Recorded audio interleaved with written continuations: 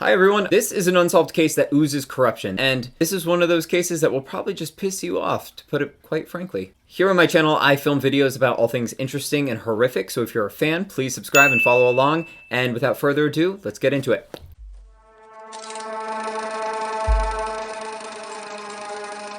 On December 15, 2017, a real estate agent brings a couple of prospective buyers to view a $7 million Toronto mansion that belongs to billionaire owners Barry and Honey Sherman.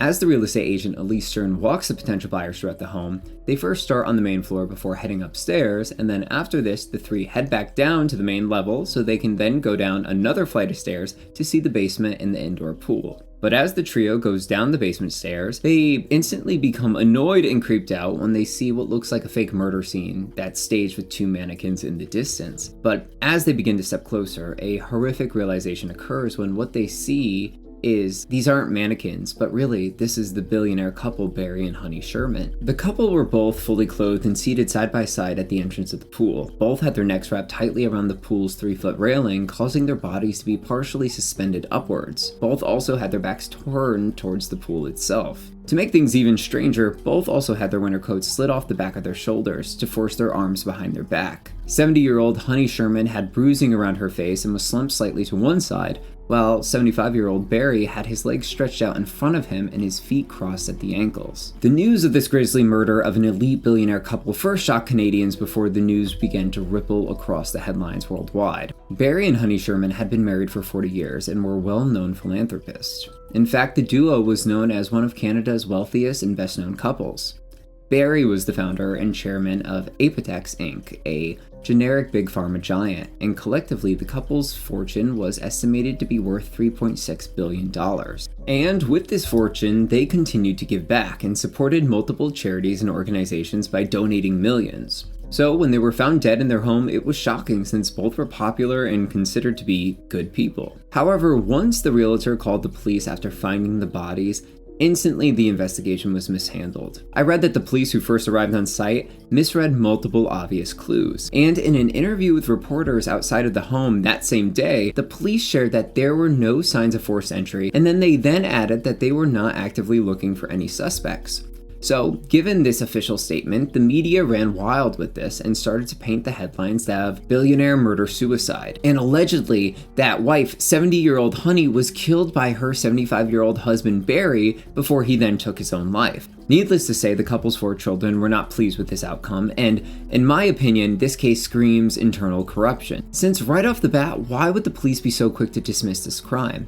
Typically, police keep things vague in initial press conferences and note that the investigation is still active. So, I can't help but think that the press conference was intentional. It was almost like it was a way to control the narrative from the beginning, giving the media just enough info to let them run wild with the headlines. In fact, the children of Barry and Honey felt it was necessary to publicly release a statement to defend the character of both their parents. For starters, the couple got along perfectly, and even after 40 years of marriage, they were still smitten. Together, they had both lived in that home that they were murdered in for 20 years, but in 2017, the couple decided it was time to move to another elite area that was closer to the city. So they had purchased already a new property in Forest Hill and demolished the original house, with plans to build their own dream home. In fact, only 2 days before their murders, the couple had an appointment with their architect who was building their new home. So clearly this shows that the couple was thinking towards their future and planning on living. Also, it's worth mentioning that 75-year-old Barry was not in great physical shape. He was not exercising regularly and had limited strength, compared to his wife Honey, who was 5 years younger and was extremely physically active. So the odds of him forcibly strangling her and then wrapping her with a belt is slim. Clearly frustrated by the findings from the local police, the children and the Shermans hired their own private investigators and pathologists for a second autopsy. These insights all supported the conclusion that the police failed to identify key things. For starters, subtle impressions were left on both Barry and Honey's wrists, indicating that both were restrained. This was not noted in the police investigation. Also, the private investigators were able to determine that the length of the belt that Barry had wrapped around his neck was too short and that it would have actually prevented him from getting the necessary leverage to hang himself. Furthermore, if somebody was going to hang themselves, their body typically thrashes around involuntarily as they're attempting to breathe, kicking their legs. So finding Barry with his legs perfectly crossed out in front of him is a bit suspicious. It was also noted that Barry was found with his glasses on still perfectly straight. And you would think if somebody was going to hang themselves backwards on a 3-foot pool railing, that their glasses would have probably fallen off of their face or potentially slid out of place, maybe when they were gasping and breathing for air. Faced with this obvious evidence, the police were initially hesitant and took over a month, but eventually they changed their official opinion about the case from a murder-suicide to a targeted double homicide. And while this was occurring, the children still had their own private investigators working, and this is when they began to identify additional negligence related to the forensic evidence and the case overall. When the crime scene was first secured by the police, the area surrounding the bodies was never vacuumed. This is a best practice to collect any evidence of fibers or hairs, but this was not done.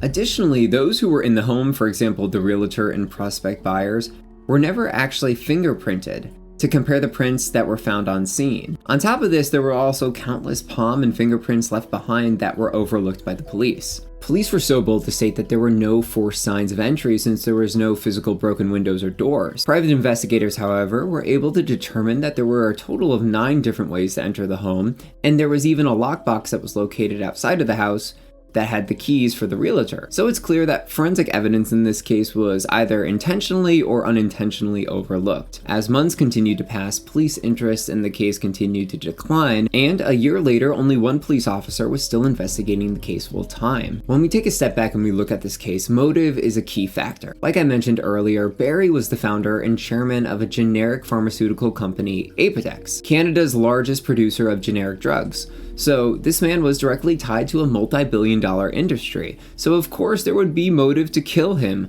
whether it's from a competitor who wanted to potentially buy the company, or someone who he had wronged in the game of business. There had to be multiple people who would have benefited from his death. Since Barry's business was all about providing cheaper alternatives to brand name prescriptions, so ultimately this caused big brand name companies and big pharma to lose billions, since Barry's company was essentially producing their same prescription but for cheaper. In fact, Bayer AG, a German multinational pharma and biotech company, believed that Apotex was in violation of its protective patents, and it's been alleged that employees associated with Bayer AG actually tried to extract confidential information from the employees at Apotex. Aside from this, Barry also had business deals with questionable people. For example, he financially backed a nutritional supplement that was pitched by a 2-time felon. He also once made an investment in a yacht chartering company that turned out to be a big scam. Lastly, Barry also had pressed charges against an online trivia game when his investment money suddenly went missing. On top of this, Barry's own family had its own questionable past. It was known that Barry would help support his uncle's children by providing them money to help them on multiple occasions, and at least one of his nephews and nieces were addicted to drugs. In fact, they actually tried to file legal suit against him, claiming that since he initially created his company with capital from their father's company, they felt they were entitled to profits from Apotex. Turns out that this legal situation went back and forth for 10 years before the nephew and nieces lost. And after this long drawn out case,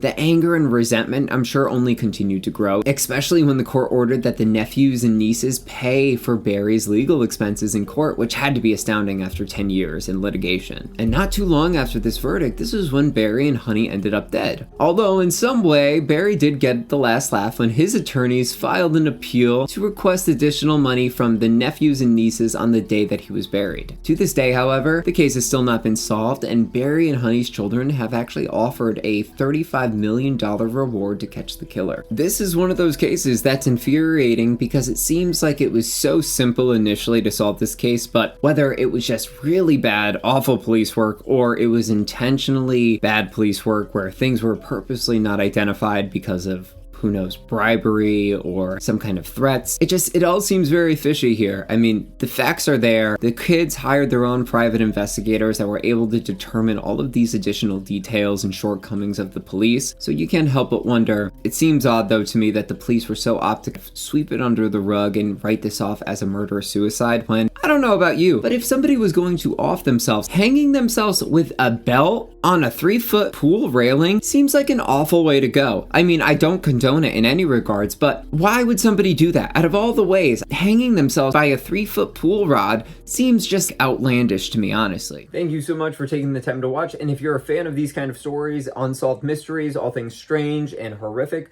please subscribe and follow along as we continue to unbox other cases. Until the next one, I hope you're having a great day and a lovely week. Over and out from me and my cravat. I have to tell you, it's so comfortable, I'll never wear a tie again.